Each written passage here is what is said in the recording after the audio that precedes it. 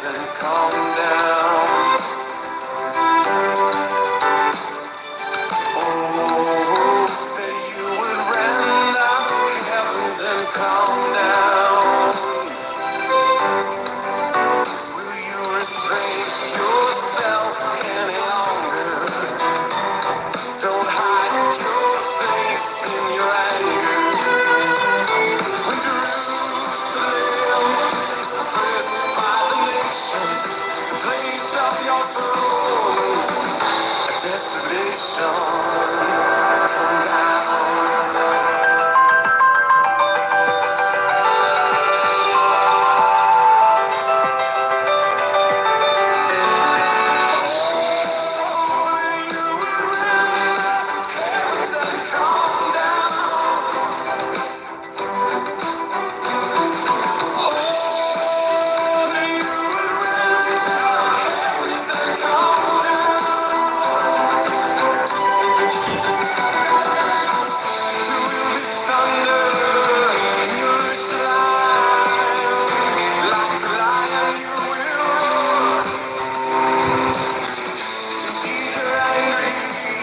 For the sake of Zion and all the nations, they will know when you come down, you come down.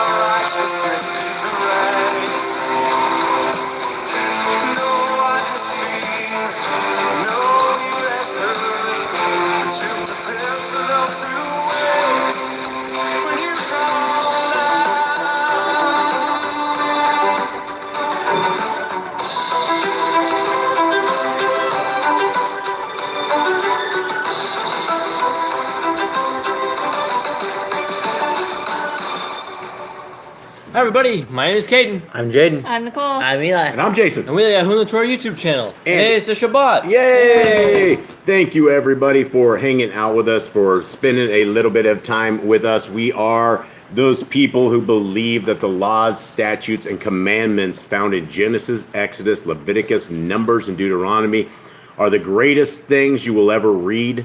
They are things that will enhance your life. They are things that will get you closer to the kingdom trail that we are all trying to get ourselves onto. And that kingdom trail does not belong to what they call the Gentile people. The Gentile people are people who are out of covenant with our Creator. We are those people who want to and attempt to be in covenant with our Creator. And when you read scriptures, there's only one way that we are able to find out how that is. And to be in covenant with our Creator, we are told to keep the laws, statutes, and commandments of our Creator and the faith of Messiah Yahushua. Now, Eli, who is Messiah Yahushua? He is the son of our Creator. He's the son of Yahuwah. You may know him as Jesus, but that is not his name because there were no J's in Hebrew. Yeah, there are no J's in Hebrew man. Yeah, he was a Hebrew man. There were no J's in Hebrew, so it's good if we can get the names of the son of our Creator correct. And we call our Creator Yahuwah. Some people call him Yahweh. Some call him various different names. We know it starts with Yah. And so how we end up with the last part of that, well, it's closer than we have with the name God, which is, some say it's not a pagan title, but there are lots of gods. And just because it's an uppercase G doesn't make it personable. It doesn't make it our Creator. Our Creator is Yahuwah, and that is who we praise, and that is who we want to lift up. And we thank you guys very, very much for joining us. Let us begin with a prayer. Precious Heavenly Father, we come before you as your people. We come before you as people who are seeking your path. Father, we know that we have awoken in captivity. We know that we are outside of where we want to be. And Father, you have left us with this Torah, the beautiful word that you have given to us that we can enhance our lives with. And Father, not only that, you have given us a Messiah. You've given us salvation. And it is by his blood that we are healed. It is by his stripes that we are able to seek this kingdom road, Father. For everybody out there that is listening, Father, please bless them and please open our eyes and open our ears that we are able to see and we are able to understand, Father. We ask one of the things that you told us that we can ask for and we will receive, which is wisdom. Father, I ask for wisdom, not just for this tiny ecclesia here, but for everybody that listens to this in the future and for those who are seeking you, Father. Please pour out your wisdom upon us that we are able to seek your ways and that we are able to seek your Son and that we are able to find this kingdom road and get through this tiny little gate, Father, that we have been told most people don't make it through. Father, thank you for your Torah. Thank you for your Son. Thank you for your day of rest and this beautiful ecclesia and all these people. We ask this in the name of Yahushua. Amen. All right, Mr. Cole, who do we got in our chat? We have Andrea, Hi, Andrea. Brother Glenn, the Grand, Judith, Zachariah Z, Rhiannon, Dredge, Ashley. She's a new joiner as well. Hi, Ashley. Hi, guys. Hi, everybody. And I think that's everybody so far. Hi, everybody. It is so good to see you guys out there. And this little ecclesia is a poppin' ecclesia. We love this place, and we thank you guys very, very, very much for hanging out with us. Let's take a quick look, and let's read a Shema. And again, while we have folks' attention, and a lot of folks will watch this later on in the future, and like I've mentioned before, the majority of the views come long after this tiny ecclesia. And so I only have a few moments to zap people's attention into this and hopefully help some souls find the direction that they're looking to go. And we begin in what they call the Shema. And this is for everybody who is seeking that kingdom road. Everybody who is seeking our Creator. This Shema is for you, and this is where it begins. Hear, O Yisrael, Yahuwah Eloheinu, Yahuwah is one. And you shall love Yahuwah Eloheka with all your heart, and with all your soul, and with all your might. And these words which I command you this day shall be in your heart, and you shall teach them diligently unto your children, and shall talk of them when you sit in your house, and when you walk by the way, and when you lie down, and when you rise up. And you shall bind them for a sign upon your hand, and they shall be as frontlets between your eyes. And you shall write them upon the posts of your house and on your gates. All right, gentlemen, what do you guys think of this? What do you guys think of the Shema? That is what we should be doing when we get up, when we lie down, when we go out. This is what our life should be, or based around is this Shema here. Yeah, absolutely. And so we are Yisrael. We are the people. We are not. There is no house of Christian. There's no house of Gentile. There is no house of Mormon. There's no house of Catholic. No house of Presbyterian. There's no house of anything. But there is a house of Yisrael. And in Hebrews 8, we are given what some people call a new covenant. Some people call it the renewed covenant. But we are told that our Creator will dwell with us, and He will be our Creator if we will be His people. And the only chance, the only shot that we ever have at being His people is when we start to understand the heart, mind, and soul of our Creator. And we won't know what the heart, soul, and mind of our Creator is unless we observe His laws, statutes, and commands. All right, today is month 10 on the Creator's calendar. It is a Shabbat, which means it is the 7th day. That makes it the 21st day on the Gregorian January calendar. It's the 28th day on our Creator's calendar, and we hope you guys are having a wonderful day. All right, gentlemen, are you guys ready to go through these awesome laws, statutes, and commands? Yes. Yes, that's good. I like that enthusiasm, Kate. Thank you very, very much. That's the enthusiasm we should all have to these laws, statutes, and commandments, because they are extremely exciting. They are what will enhance our life, and they'll keep you alive. And, is there anything wrong with being kept alive, right? No. I mean, these are good things. All right, so let's continue. Let's go over these like we do every week, and we are fine-tuning these like we do every single week. And if anybody in the chat room has any kind of comments, or if we go over a commandment and somebody just out there says, hey, what does this mean, or something of that sort, pop this in the chat. We are happy to go over all of these. We love the laws, statutes, and commandments of our Creator. We should all know these very thoroughly, how to do these and how to properly keep these. Okay, very first one, be fruitful. Commandment 2, multiply. Replenish the earth. Subdue it. Have dominion over the fish, fowl, and every living creature. Yep, the herb bearing in every tree is for food. Man and woman should build their own families. Master sin. Every clean moving thing that lives shall be food for you. Do not eat the blood. Walk before me and be perfect. Guard Yahuwah's covenant, laws, statutes, and commandments. There's a lot of those, folks. Take a look at that. That's like a couple of pages, right? We are told this. This is very, very important. I mean, if those watching this don't get anything more out of this, we are told 53 times that we need to guard the commandments, laws, and statutes of our Creator. So in that, if we're tossing the laws, statutes, and commands on the cross or in the ditch, or they don't apply to us, we're violating that 53 times, and that's not good. Okay, every male shall be circumcised at 8 days old. Teach your children the commands and guard the way of Yahuwah. Remember Yahuwah's name for all generations. Keep the Passover, Pesach. Keep the feast of unleavened bread, matzah. There is one Torah for the stranger and the Ebrim. Sanctify all firstborn to Yahuwah. There are no mighty ones before Yahuwah. You shall not make graven image. Do not bring Yahuwah's name to naught. Keep the Shabbat.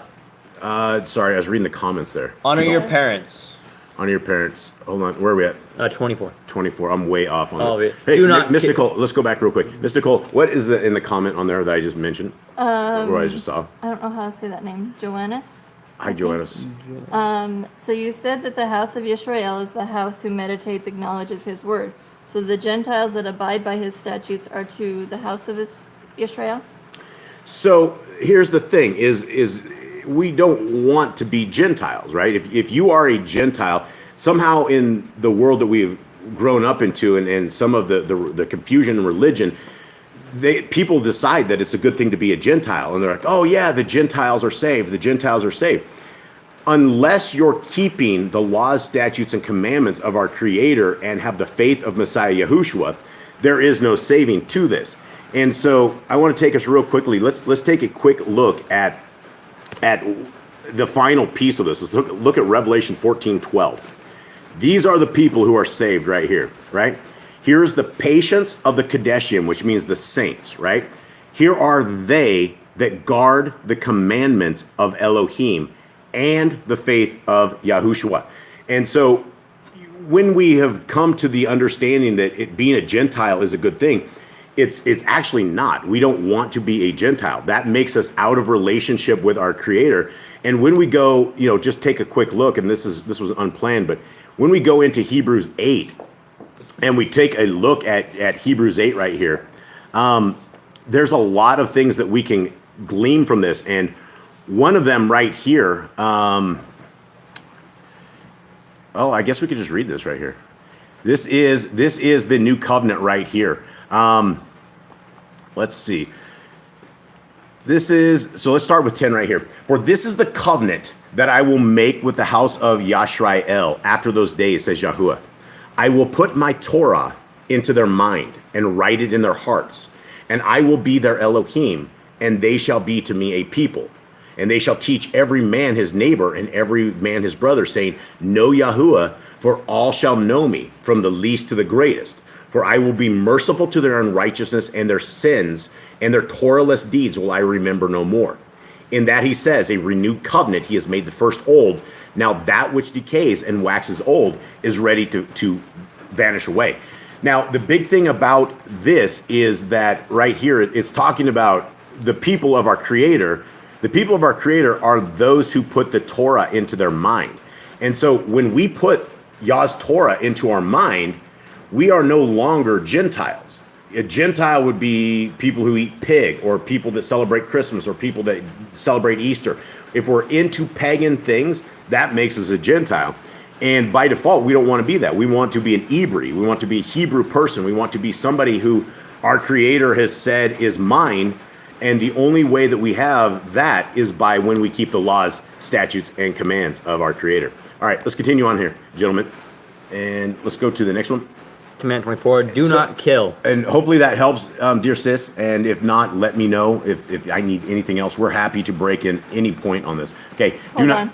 Not Jew, not Gentile. We are one in him, which is what I'm saying. We stop being a Gentile, not my word, but the Lord's. Yeah, absolutely. Yeah, that's it. Yeah, no Jew, no Gentile. We are obedient people to our Creator, and that puts us into covenant. So yeah, absolutely. Okay, guys, gentlemen, Command 24, do not kill. Do not break wedlock. do not steal. Do not make false accusations against your neighbor. Do not covet anything of your neighbors. Do not make an altar from rock that a tool has touched. Do not go up to the altar by the steps. If a man steals cattle, he shall restore it 5 times. Yahuwah's laws for criminals. Do not lie with beasts. No sacrifices to other gods. Do not oppress the stranger, fatherless, or widow. Do not charge your brother interest. If you borrow your neighbor's raiment, return to him before sunset. Do not curse the ruler of your people. Do not eat what is torn of any beast. No false report. Do not follow a multitude of evil. Do not judge unrighteously against the poor. Bring back your enemy's cattle if you find it going astray. Help the animals of your enemy. Stay away from rumors and gossipers. Take no bribes. Do not oppress a stranger. Love the stranger.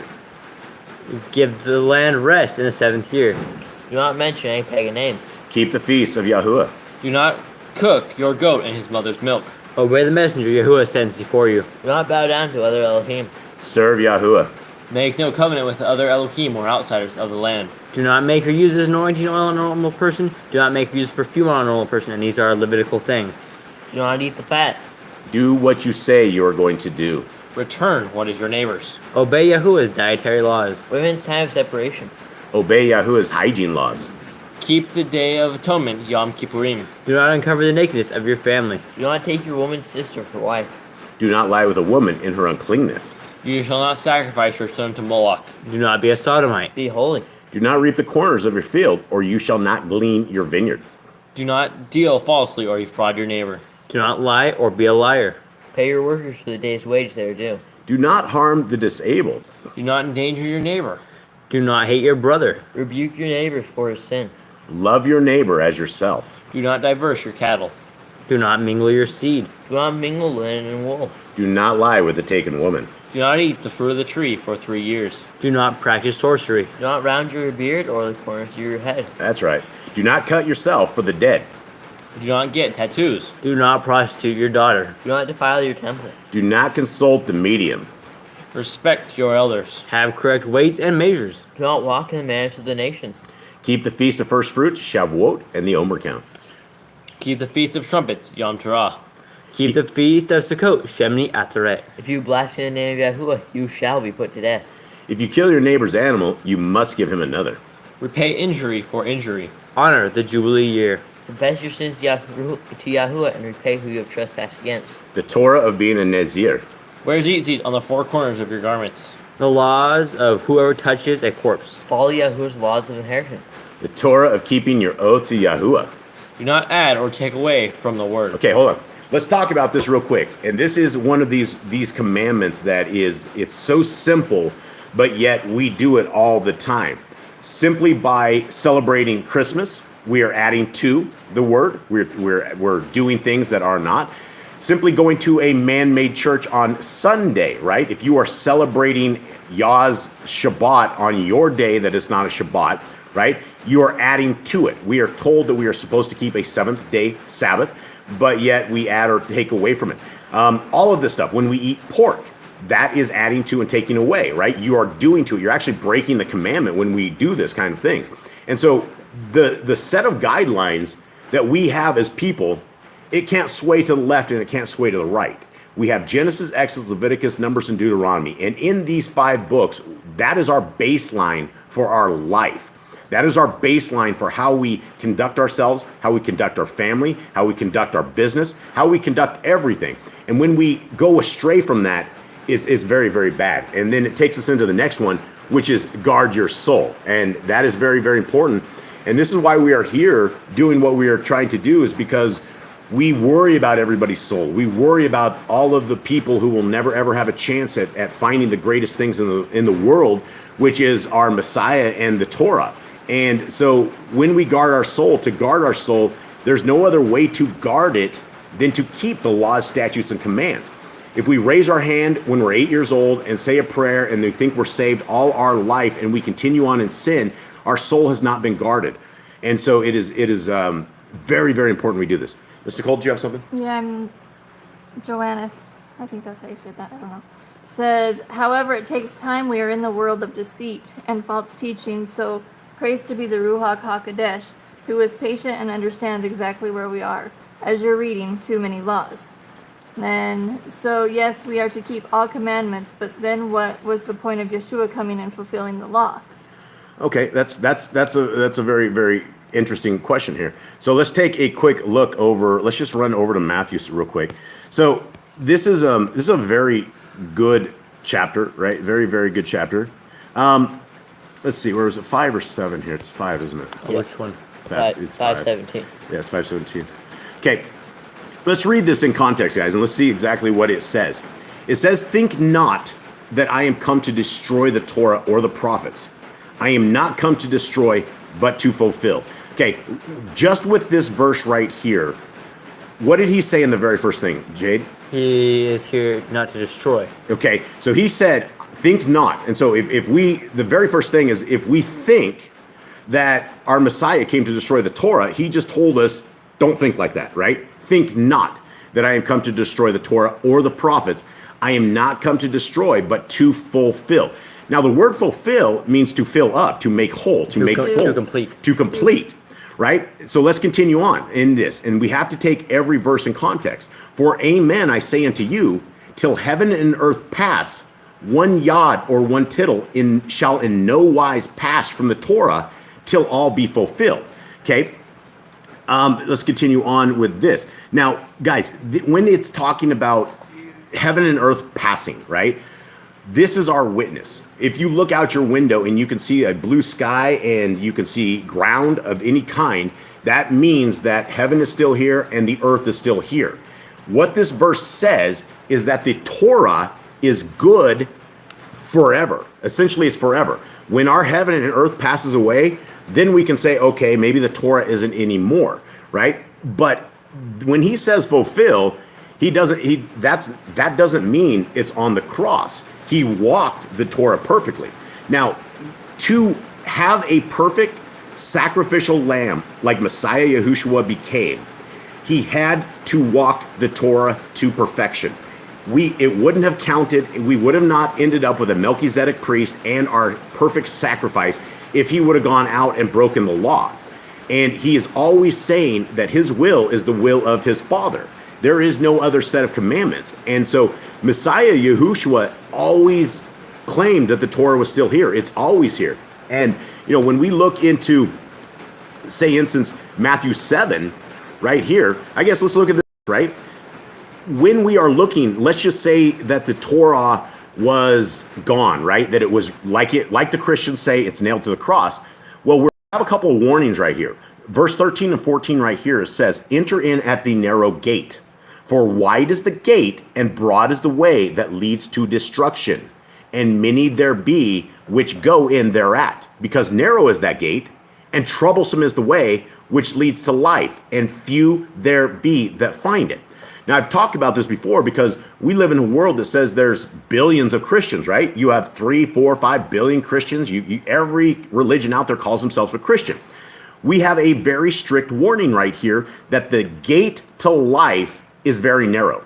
And then we get another warning that says, few there be that find it. Okay, if there's only few that find this narrow gate, what can that possibly mean? Well, let's look in verse 21, because this is modern day Christianity.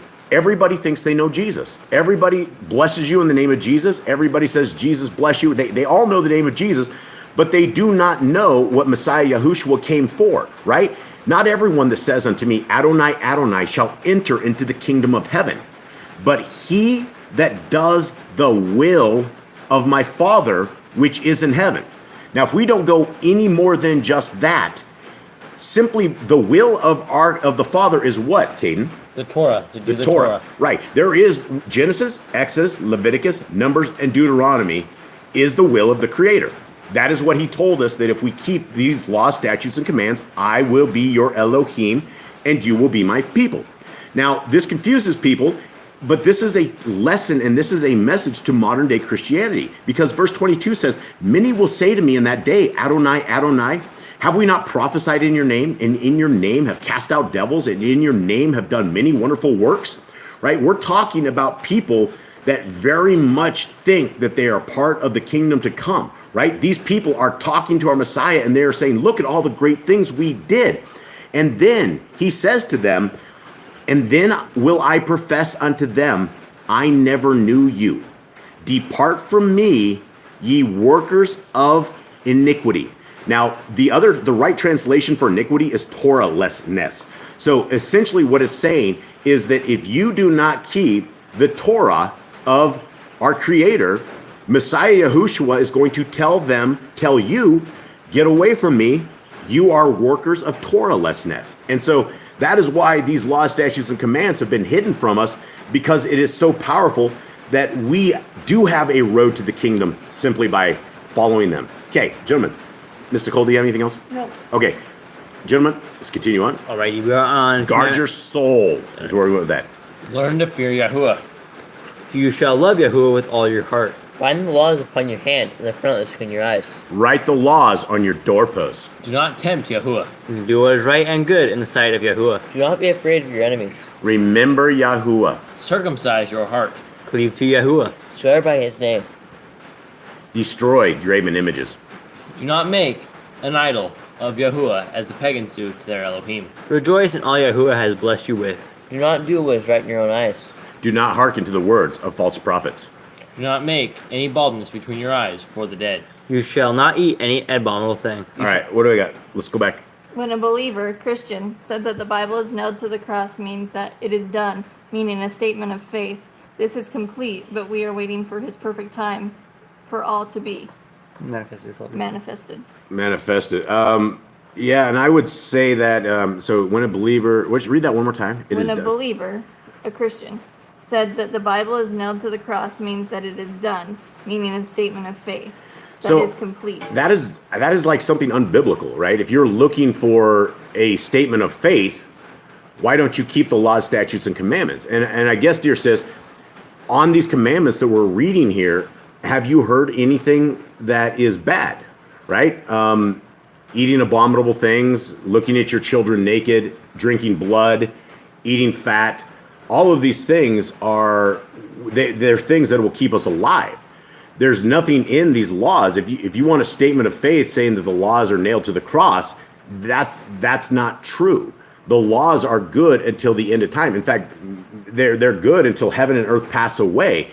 And so if you're looking for a commitment, if you're looking at obedience, and if you're looking at the path to the kingdom, you want to be proud that you're keeping the laws, statutes, and commands. That's why we wear tzitzits. That's why it's not to be proud, but it's to be in covenant with them. And so it's not really a statement of faith. It would be if you're not keeping the laws, statutes, and commands, it would be basically a statement of rebellion. And unfortunately, that's the way a lot of people look at it. But I don't know. I see what you're saying, and I grew up in a Christian religion. I grew up there for 30 years, and yes, that is what we are told. But when we start reading the scriptures, it doesn't say anything like that. In fact, it says, if we go back to that one commandment that said 53 times that we need to guard the laws, statutes, and commands of our Creator, he just told us that 53 times. We have to be very, very careful. Okay, let's continue on, gentlemen. Alrighty, I think we are on 128. 128. You shall give to a stranger of clean food that dies of itself, but you shall not eat of it. Give tithe of your increase of seed year by year. Laws of the end of the 7-year release. Do not borrow from the nations. Do not harden your heart, nor shut your hand from the poor. Guard month 1 of Yahuwah's calendar. 3 times a year, all males shall appear before Yahuwah. You shall make judges and officers in all your gates. Do not plant Asherah poles near the altar. There must be 2 or 3 witnesses. Hearken unto the prophet Yahuwah has chosen. Prophet tested Deuteronomy. Do not remove your neighbor's property line. So it's like right there, right? Do not remove your neighbor's property line. If people say that the laws of our Creator are nailed to the cross, where is our limit? Where's our moral compass? Where is the people that are keeping this? Because these are just a simple one. Do not remove your neighbor's property line. People do it all the time. People are always trying to score that extra 5 inches, 6 inches out of a yard, and they'll move something back a little bit. But it's told that we are, these are the things that we have to embrace and love. Okay, Mr. Colt.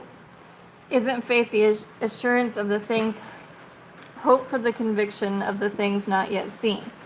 All takes a process, as you said. You were told the wrong things, yet the Lord in his mercy spared you till you learned them. So the definition of faith is believing in things you cannot see.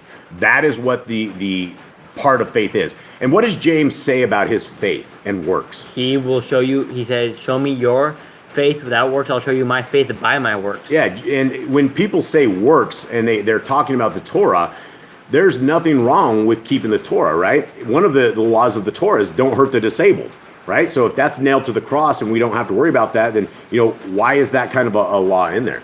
All right, let's continue on. Hi, Cindy LJ. I see you popping in here. Much love, everyone. And this is a great conversation too. So, guys, keep it up. We're here. We're here to chat. We're here to bring this too. So, I do want to say one thing that Glenn wrote. Yep. It is not the Torah, the Bible, that was nailed to the cross. It was the law of the sin and death, meaning that if one stops sinning, one will not die a spiritual death. Yeah, well, and that is exactly it. That is why when we break the Torah, we are guaranteed spiritual death. We always were guaranteed spiritual death, even back when we had Levitical priesthood and we had all of that stuff, because we broke the Torah. When we take a cookie out of the cookie jar at 3 years old, we are under the curse of the Torah, which is spiritual death. Messiah Yahushua gave us this hope that we are able to take his sacrifice and that by his blood that we are able to have a shot at this, at a real forgiveness of our sins. But if we are continuing on in our sins, then we're beating our Messiah more stripes than what he's already been beaten 39 times. We're continuing on in sin. And Paul talks a lot about that as too. We're just re-crucifying our Messiah over and over and over. And the walk to the kingdom is about holiness. It's about a different way. It's why we are called to be a peculiar people. The people of Yah are not the same as everyone else. You will see that when you meet them and hopefully, and you'll see they're totally different. All right. How to deal with a false witness among Torah keepers. The first child is get double portions. If your brother's cattle or clothes are lost, and you find them, you must return them. A woman must not wear what pertains to a man, nor a man wear what pertains to a woman. If you find a bird's nest with the mother and the babies, or eggs, take the babies, but not the mother. If you build a new house with a flat roof that is able to be lived on, you must put a railing around it. Do not be a prostitute. Do not use dirty money. Law of divorce. Do not take a person's millstone for a pledge. If you lend to your brother, do not enter his house to get your payment. He must bring it to you. Return his clothing before sunset if that was his pledge. Okay, do not oppress a hired servant that is needy, that is poor and needy. Every man shall be put to death for his own sin. Do not go back for the forgotten sheep in the field. Leave it for the stranger, fatherless, and widow. Do not muzzle your ox when he treads out grain. If your brother dies and has no child, you shall take his wife and name the firstborn after your brother. At the end of 7 years, you are to read the Torah at the feast of Sukkot. Okay, all right. So we got this, and there are other laws that are laws for in the land, which are things like stoning the witches, wizards, and warlocks and things of that nature, but are definitely for in the land. All right, gentlemen, are you guys ready to get this going? Yes, sir. Okay, so let us begin into our daily reading, and we are reading the top part is called the Targums, which is another translation. Targum simply means translation, and the bottom we are reading out of Yahuwah's scriptures, and for anybody that wants a download, a free copy of these are both at the Yahuwah and the Torah.net site. Ms. Nicole, could you put a link in there? I am. Okay. And you can download both versions. We have the Targums there, and we also have Yahuwah's Scriptures, which is the very first download. It is a very good scriptures, and hopefully you guys will enjoy it. Okay, free of charge. Always free of charge. Let us begin. Genesis 21. Anyone remember what happened last week, by chance? Last week we had him basically where he lied to Abimelech the king, and Sarah was taken. Then Abimelech got a bunch of cursings, and he was upset at Abraham. And they made peace and everything, and then he let Abraham stay on the land. Yep. All right, let us continue. Are you ready? Mr. Cole, you got something? There are many changing their ways with actions backing them up, so I don't think it's correct to be general putting all believers, Christians, in the same category. I'm not saying anything you are. Yeah, I don't know what that means. I'm not saying anything you are teaching. I disagree, but I understand it takes time. Yeah, it definitely takes time. And if you ask every Christian that's out there that worships on a Sunday, and we've been doing this on YouTube for 7 or 8 years, and through 30-some thousand people out there, most of the Christians don't want to hear anything that you're wanting to say, because we have been, kind of led to a couple of verses in Paul, a couple of verses here and there. But when I was in the Christian religion, we never read through the Bible as reading it as spiritual food. And when we read the scriptures as spiritual food, and we find that there is another way and another path, it becomes very clear that we need to keep these. And so it does enhance our lives. And I'm not simply saying that, you need to keep this and this is that. The scriptures say we should keep this. And the scriptures say that we are blessed. And the scriptures also say that if we don't keep the Torah, we are cursed. And so we want to avoid as many curses as we possibly can. We want to get the blessings, and the Torah is the way in. Okay, let's begin. Verse 1. And Yahuwah visited Sarah as he had said. And Yahuwah did for Sarah as he had spoken. Now, what did he do for Sarah? He let her have a child. Yep. That was quick and easy. Thanks for the descriptions. 2. So Sarah conceived and bore Abraham a son in his old age, at the appointed time of which Elohim had spoken to him.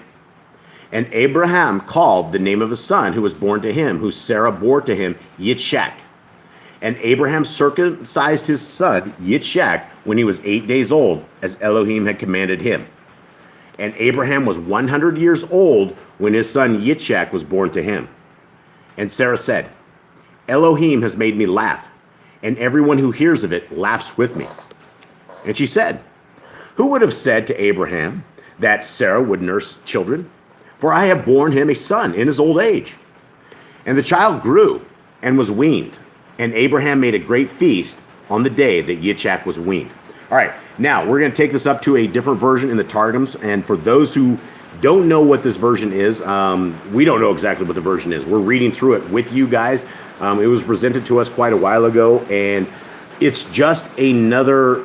It was translated by those coming out of Babylon when there wasn't a lot of these translations available, and so we get a lot more details in it, and so that's what we're doing, is we're basically just making sure we're very thorough and getting everything. Okay, starting at the top.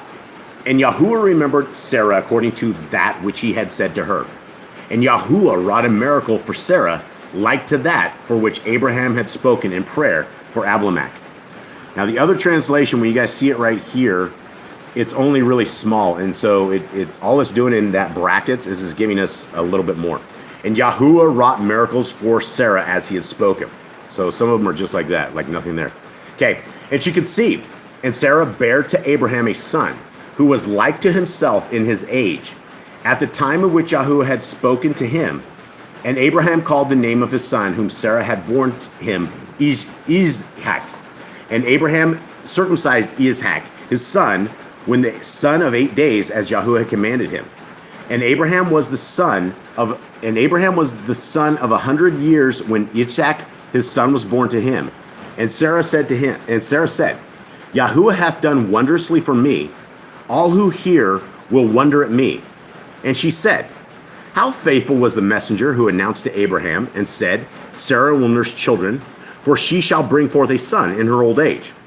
And the other translation says something a little different here. And it says, and she said, what was the announcement which announced to my lord Abraham at the beginning and said, it will be that she will give suck, because she shall bring forth a son in her old age. And the child grew and was weaned. And Abraham made a great feast on that day when Ishak was weaned. And Sarah observed the son of Hagar, the Mizrith, whom she bare to Abraham, mocking with a strange worship and bowing down to Yahuwah. Okay, so this is something we have never, ever heard before. Ever. I have never heard this before. Have you guys ever heard that Hagar was bowing down to a strange Elohim. I don't think so, but I mean, it would definitely kind of make sense. You know, she came from Egypt. She was Pharaoh's daughter, I think, or Pharaoh's handmaid or something like that. Yeah. And so she would have come from pagan traditions. Yeah, absolute pagan traditions. Yeah, I found this very interesting. I didn't know any of this before, so this is interesting. Okay, are we on? Yep. Okay, so we're heading back down to the bottom, which is Yah's scriptures. And Sarah saw the son of Hagar, the Mitzrite, whom she had borne to Abraham, mocking. So she said to Abraham, drive out this female servant and her son, for the son of this female servant shall not inherit with my son, with 𝐤𐄄𐅄. And the matter was very evil in the eyes of Abraham because of his son. But Elohim said to Abraham, let it not be evil in your eyes because of the boy and because of your female servant. Whatever Sarah has said to you, listen to her voice, for in 𝐤𝐄𝐅 your seed is called. Okay, what do you guys think about this? Why did Abraham think that was evil? So in Jasher, it talks about Ishmael. I think he's still 2 or 3 years old at this point. I think Isaac is, and it's like Ishmael was aiming a bow and arrow at Isaac, telling him that he would get everything because he's older and everything, but he was very jealous of Isaac. So that's why Sarah wanted to kick him out. Yeah, and so she saw Ishmael, with a bow and arrow, even whether or not he was playing or not. A mother is going to be concerned, and so she had a lot of different things. So why would Abraham though be angry? Why did Abraham think that was evil in his eyes? So he wanted like one big happy family. And like he's kicking out part of his family for like only one person can inherit it. Yep, yeah, absolutely. Okay, so let's continue on. 13. And the son of the female servant I also make a nation, because he is your seed. And Abraham rose early in the morning and took bread and a skin of water, which he gave to Hagar, putting it on her shoulder, also the boy, and sent her away. And she left and wandered in the wilderness of Beersheba. Okay, now this kid was how old? I think roughly 14 or 15 years old, maybe 16, somewhere around there. Right, and so this is one of these things that this story, a lot of us think this is a baby or something of the sort. This is not a baby. This is a teenage boy. This is a young adult that is wandering with his mother that basically just got kicked out of their camp. Okay, do we need to go to the top yet? Not yet. Okay, 15. And the water in the skin was used up, and she placed the boy under one of the shrubs. And she went and sat down about a bow shot away, for she said, let me not see the death of the boy. And she sat opposite him, and lifted her voice and wept. And Elohim heard the voice of the boy. And the messenger of Elohim called to Hagar from the Shemaim and said to her, what is the matter with you, Hagar? Do not fear, for Elohim has heard the voice of the boy where he is. Arise, lift up the boy and hold him with your hand, for I make a great nation of him. And Elohim opened her eyes, and she saw a well of water, and she went and filled the skin with water and gave the boy a drink. And Elohim was with the boy, and he grew and dwelt in the wilderness and became an archer. Let's continue on. Last Okay. verse, right there. And he dwelt in the wilderness of Paran, and his mother took a wife for him from the land of Mitzrayim. All right, now let's head back up to the Targum because we get a lot of it, something different that we have not heard prior to this. Okay, the first thing is Jerusalem. And Sarah observed the son of Hagar, the Mitzretha, whom she bare to Abraham, doing evil works, which are not fitting to be done, mocking in a strange worship.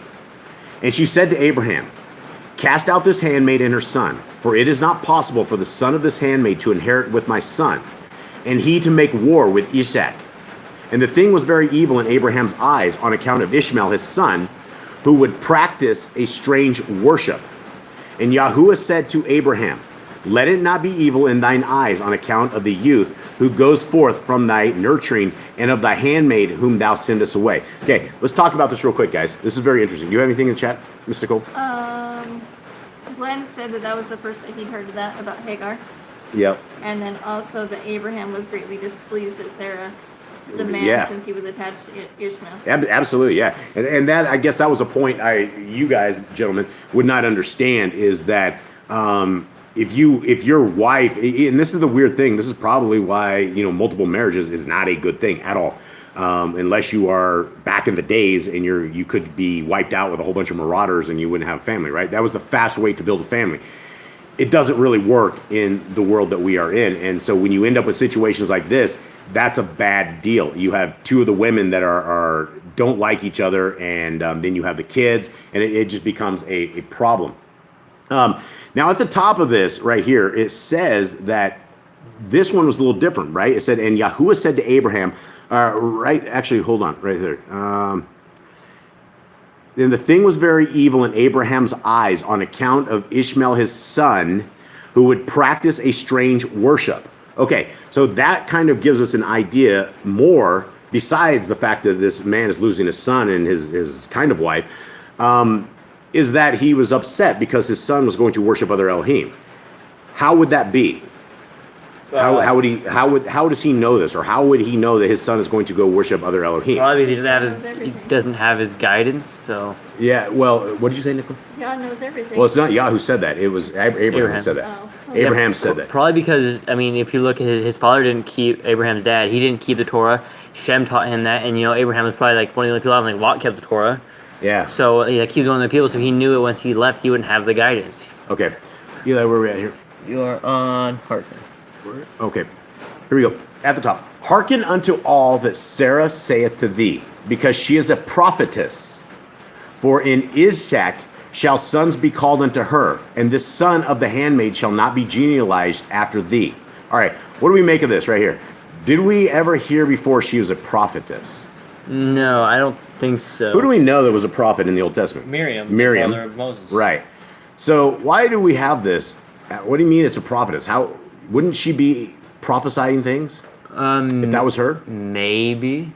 Yeah, I don't know. I don't know if this is something I haven't heard before. Okay, I mean, and it talks about in the regular script that Abraham was a prophet, so maybe. it does say Abraham was a prophet. They do call him a prophet, don't they? Yeah. Okay. All right. Maybe they're calling people prophet, like talk with Yahuwah, or like people of Yahuwah. They're calling those kind of people prophets. I don't The know. Grand says, is it Abba's grace that not much is said about Sarah pushing Hagar in the first place? Yeah, it could be. I mean, that was one of those things. That was it's hard to blame Sarah, but it's hard to blame anyone. I mean, it was just a strange situation you would be in, and no marriage is ever going to go well. It'd just be very, very awkward. But maybe it was grace. We don't hear too much about it. I don't know. And Deborah was a prophetess. Oh yeah, Deborah was a prophet. Yeah, she was one of the judges. Yeah. Yeah. Yep. Okay, let's continue on, guys. Okay, so interesting here that they said this. But the son of the handmaid have I set for a predatory people, le'em leistim, because he is thy son. Okay, what are we talking? What does it mean? But of the son of the handmaid, I have set for a predatory people. I think he's think saying a hunter. The Like people. Well, hunters. I mean, he was. I mean, Ishmael and his tribe of people. I mean, they became the predators of the stuff. I mean, he was the hunter, a big hunter on this. Okay, it's very interesting. Okay. And Abraham rose up in the morning and took bread and a cruse of water and gave to Hagar to bear upon her shoulder and bound it to her loins to signify that she was a servant. And the child, and dismissed her with a letter of divorce, begeta. Okay, let's stop on that because this is stuff we've never heard before, right? So somehow he bound it to her loins. So he just tied like a it belt, on her? like a belt, maybe like a Maybe. fanny pack type thing. Yeah, to signify that she was a servant, right? That's very interesting. Why would he signify she is a servant? So that she can find their home. Huh.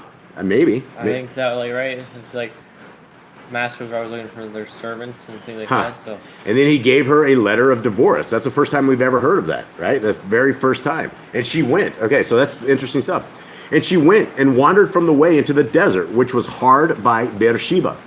And it was when they came to the entrance of the desert, they remembered to wander after strange worship. And Ishmael was seized with a burning thirst and drank of the water till all the water was consumed from the cruse. It's not a curse, but it's a cruse. Okay, sorry about that. No curses here. Well, it might have been. And he was dried up and withered in his flesh, and she carried him and was exhausted. And she cried unto the fear of his father, and he answered her not. And she laid the youth down at once under the trees. All right, what do we make of this? She cried unto the fear of his father, I think it means Yahuwah, because then it's a capital and he. and he answered her not, and she laid the youth down at once. Okay, so this lady, I don't know how large of a woman this is, but this kid was like 14 years old. This was a large man-child. So this was, I don't know how far she would have been able to carry this kid. She should have been drinking the water. Yeah, she should have been drinking the water at this point, but this is hard to understand. And so what this said is that they started going after strange Elohim. Right. And it was because he went after strange Elohim that the kid became excessively thirsty and drank it all. And this was part of, I guess, Yah's teaching them or going on. Anyone else have anything on this? No.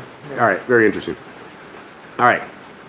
Jerusalem has this. And the water was consumed from the cruse, and she took up the youth.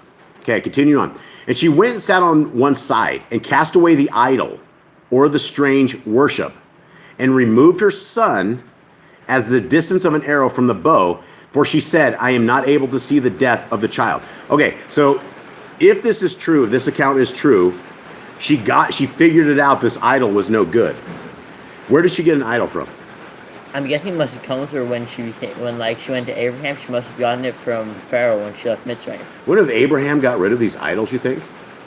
I don't know, because it said that Ishmael was practicing strange worship, and that's why Sarah didn't like him. That was one of the reasons. That could be. That could be. Interesting. All right.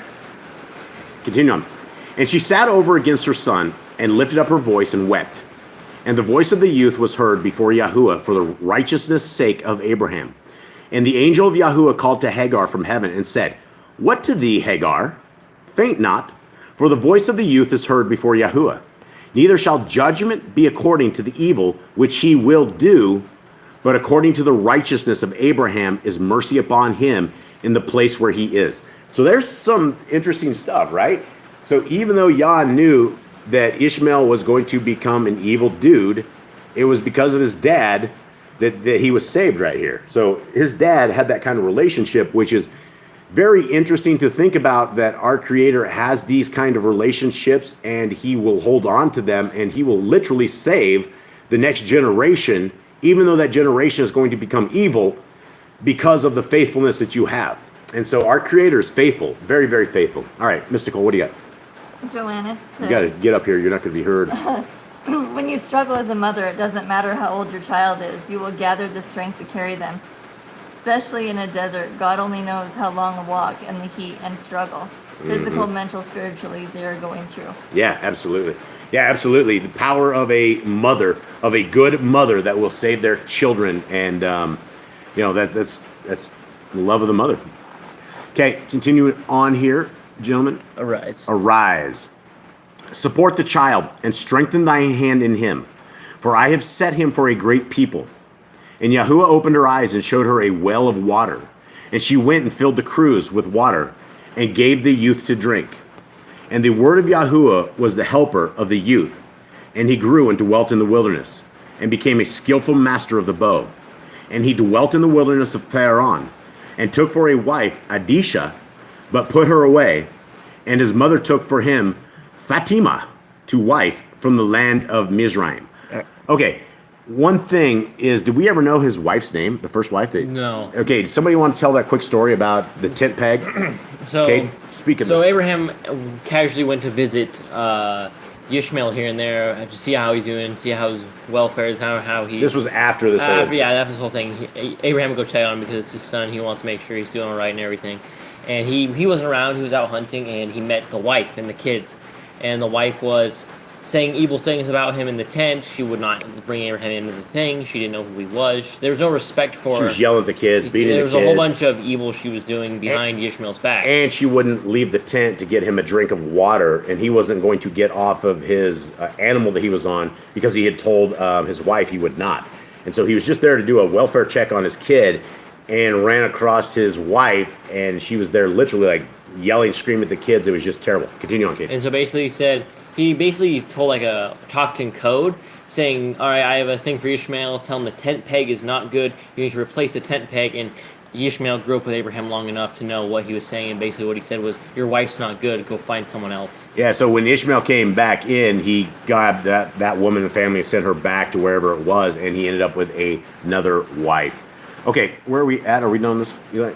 We are now at 22. 22, And, okay. and also after that, Abraham went and checked on Ishmael again, and he said that because she actually helped him, and she was nice, said this tent peg is good, it can stay. Yep, so he went a second time, and the new wife was there, and he said the same thing, and he told him to tell Ishmael, this tent peg rocks, so keep the tent peg. Okay, here we go, 22. And it came to be at that time that Abimelech and Phicol, the commander of his army, spoke to Abraham, saying, Elohim is with you in all that you do. And now, swear to me by Elohim. This thing just went crazy. Hold on. Swear to me by Elohim, not to be untrue to me, to my offspring, or to my descendants. Do to me according to the kindness that I have done to you and to the land which you have dwelt. And Abraham said, I swear. And Abraham reproved Abimelech because of a well of water which Abimelech's servants had seized. And we read this in, is it Jasher or Jubilees? Is it Jasher? It wasn't just, there was, Abimelech's servants were like taking off with all their wells. There was a lot of fighting over wells. They dig wells, they'd cover it back up, or they would like basically Take play it from king them. of the hill over the well. Right, and so this was a big deal. This one verse doesn't really qualify what exactly was talking about, but there was a huge thing between Abimelech's people and Abraham's people, and this is the account. 26. And Abimelech said, I do not know who has done this deed, neither did you inform me, nor did I hear until today. So Abraham took sheep and cattle and gave them to Abimelech, and the two of them made a covenant. And Abraham put 7 ewe lambs of the flock by themselves. And Abimelech asked Abraham, what are these 7 ewe lambs that you have put by themselves? And he said, take these 7 ewe lambs from my hand to be my witness that I have dug this well. So he called that place Beersheba, because the two of them swore an oath there. Thus they made a covenant at Beersheba, and Abimelech rose with Phicol, the commander of his army, and they returned to the land of the Pelishites. And he planted a tamarisk tree in Beersheba, and there called on the name of Yahuwah, the everlasting El. And Abraham sojourned in the land of the Pelishites many days. All right, now back up to the Targums. And it was at that time that Abimelech and Phicol, chief of his host, spake to Abraham, saying, the word of Yahuwah is in thine aid in all whatsoever thou doest. And now swear to me here by the word of Yahuwah that thou wilt not be false with me, nor with my son, nor with the son of my son, according to the kindness which I have done with thee. Thou shalt do with me, and with the land in which thou dwellest. And Abraham said to him, I swear. And Abraham remonstrated, that's a hard word there, remonstrated with Abimelech concerning the well of water which the servants of Abimelech had deprived him. And Abimelech said, I knew not who did this thing, neither hast thou shown it to me, nor have I heard it from others till today from thyself. From thyself. And Abraham took sheep and oxen and gave to Abimelech, and they both made a covenant. And Abraham set 7 lambs apart and separated them from the oxen. And Abimelech said to Abraham, what are these 7 lambs which thou hast set apart? And he said, that thou mayest take the 7 lambs from my hand to be a testimony for me that I have digged this well. Therefore he called that well the well of the 7 lambs, because there they too did swear. So All right, that's what Beersheba means? It's the well of 7 lambs? is that what it is? I don't know. This is the first time we ever heard of that, right? The well of 7 lambs. That's very interesting. I wish we had this in our other translations. Okay. And they struck a covenant at the well of the 7 lambs. And Abimelech and Phicol, the chief of his host, arose and returned to the land of the Philistine. And he planted a garden, lit a paradise, at the well of the 7 lambs, and prepared in the midst of it food and drink for them who passed by and who returned. And he preached to them there, confess ye and believe in the name of the word of Yahuwah, the everlasting Elohim. Okay, this is something we have never heard before.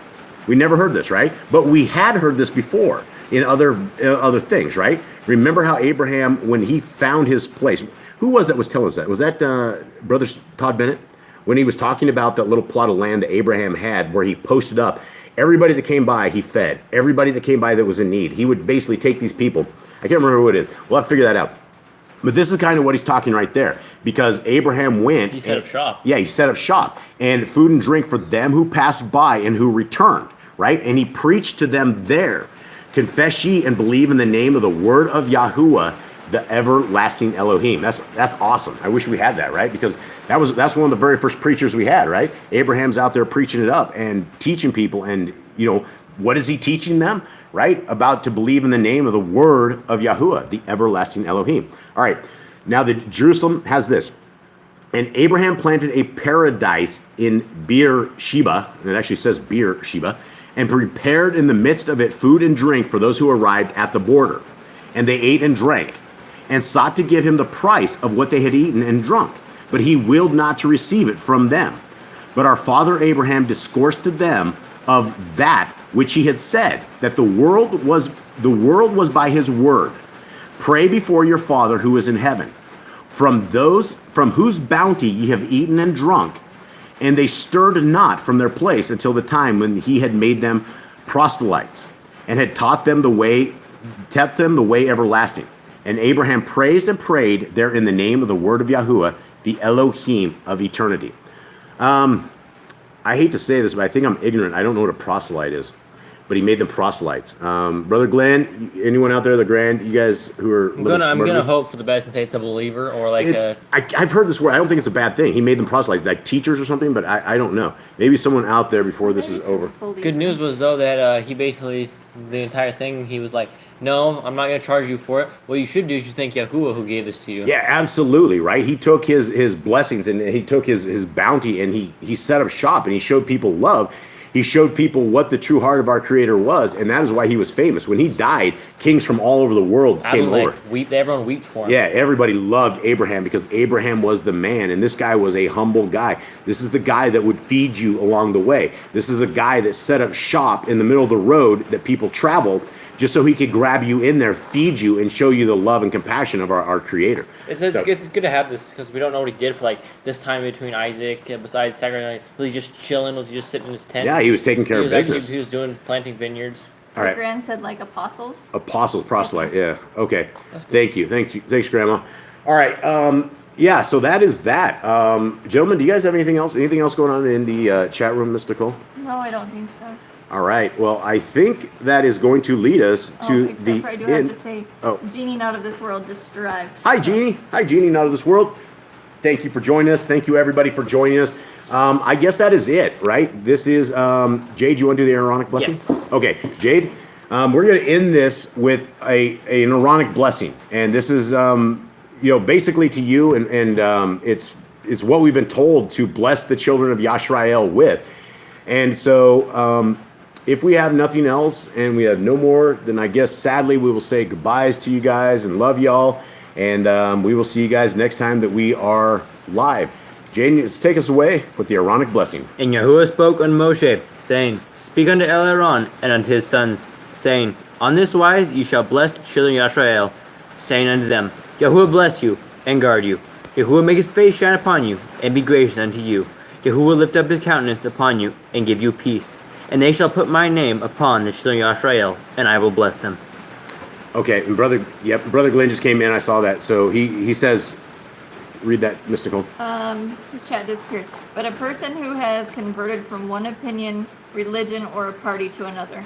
Beautiful. Yeah, so he basically converted people. He was on the road, and one of the very first missionaries that we had, the very first preachers of people was Father Abraham doing his due. And I guess if we're looking for an example of what we should be like, this is them. And, do we set up shop for others? Are we out there teaching others and telling people about the wonderful news of our Creator and the wonderful news of His Son and the wonderful news of His Torah? That's what we're called to do. All right, I think that is it, everybody. We're going to fire off here and give you guys much love, and we will see you guys soon.